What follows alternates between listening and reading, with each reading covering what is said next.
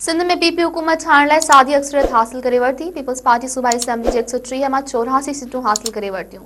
Election commission Sindh assembly जे 130 सीटुनि ते कामयाब थियल उम्मीदवारनि जे नालनि जो ऐलान करे वरितो आहे। सूबाई असेंबली जे 130 जनरल सीटुनि मां पीपल्स पार्टी 84 सीटुनि सां सभिनी खां अॻिते आहे, जॾहिं त MQM 28 सीटूं खटे सिंध असेंबली में ॿिए वॾी पार्टी बणिजी वई आहे।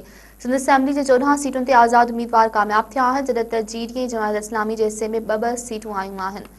सिंध में पीपी जा मुराद अली शाह, शरजील मेमन, नासिर शाह, इयाम खान शोरो, फरियाल, टालपुर, अजरा पेचूहो, निसार खोड़ो, कायम अली शाह, जुल्फकार शाह ऐं सरदार शाह ॿीहर असेंबली पहुची विया आहिनि।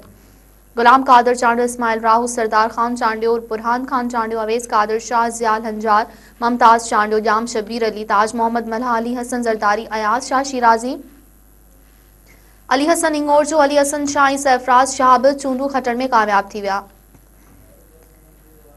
लाड़काने जे सूबाई तकता जमील सुमरो, बहादुर डाहिरी, महबूब विजय राणी, इम्तियाज शेख, नादिर मक्सी, फयाज बुट, डारा मोहम्मद हाले पोटो, आदिल अल्ताफ, हुनर, महबूब जमान, मोहम्मद अली मलकानी, सुहेल अनवर सियाल ॿियनि कामयाबी माणे वरिती।